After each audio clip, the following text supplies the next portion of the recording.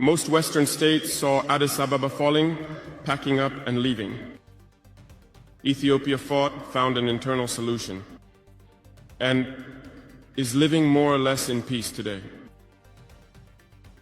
The children of Congo have been dying for years. The United Nations Global Security Summit in Geneva was supposed to focus on policy, climate, and oil. But when the delegates filed into the massive hall, something unexpected happened. Captain Ibrahim Traoré, the president of Burkina Faso, walked into the room and saw his seat next to Donald Trump. But Trump refused to sit beside him. He had his nameplate moved across the room. The room was filled with gasps, cameras zoomed in, and a deep, uncomfortable silence settled in. But Traoré didn't flinch. He simply walked to his seat and sat calmly, staring across the room at Trump. Traoré leaned forward, adjusted his microphone, and spoke softly. "I am here not to make enemies, but to tell the truth," he said. "If a man refuses to sit near you, ask yourself, what truth does he fear?" The room was still. Traoré continued, "I came here because my people don't eat speeches. They eat rice.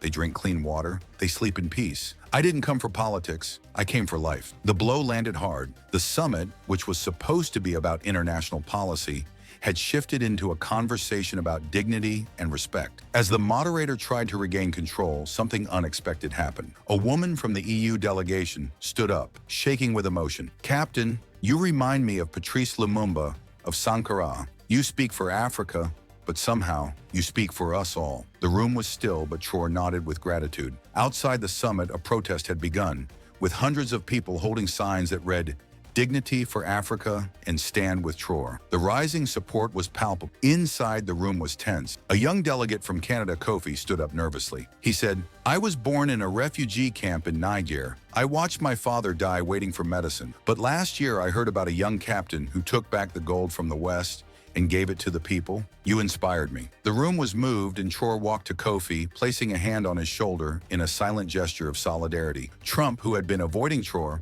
suddenly pushed his mic forward. The world waited, expecting him to explain why he refused to sit beside Traoré. Instead, he stood up, adjusted his suit, and walked out of the summit without saying a word. Gasps filled the room. Trump's silence spoke volumes, and Traoré didn't react. He simply said, "When silence becomes a tool of power, we must answer with truth, not rage." The room erupted into thunderous applause, but Traoré remained calm. He had done something unprecedented. He had shifted the power dynamic in that room, not through anger, but through quiet resolve and truth. He continued, "Dignity is not given, it is earned. And when those who hold power refuse to sit beside us, it's not because of fear, but because they refuse to see us as equal." The room, once divided, now felt unified in the shared humanity of Traoré's words. "We do not come to ask for approval, we come to demand justice, not just for Burkina Faso, but for every nation whose voice has been silenced," he added. The room was in stunned silence, and then a woman stood and began to clap. Soon the entire room followed,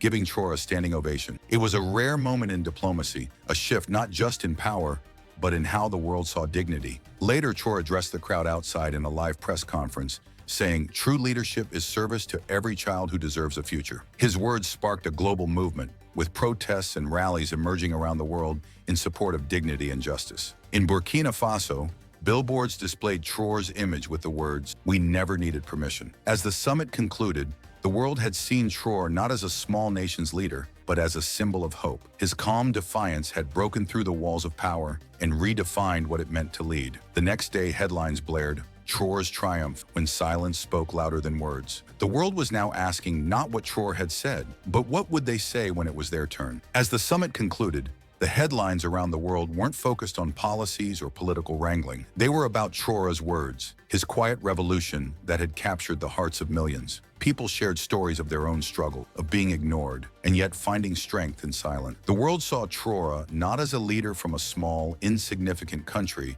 but as a symbol of hope and dignity. Later, at a press conference, Traoré made it clear that this wasn't about him. "I do not stand here to divide," he said, "but to unite. True leadership is service to every child who deserves a future." The world was listening. As the day ended, The impact of Traoré's words was clear. The world had been changed, not by a show of power, but by a quiet strength that could not be ignored. For once, the world wasn't focused on the politics of the room. It was focused on the fight for justice and dignity. And the question on everyone's lips wasn't, what did Traoré say, but what will we say when it's our turn?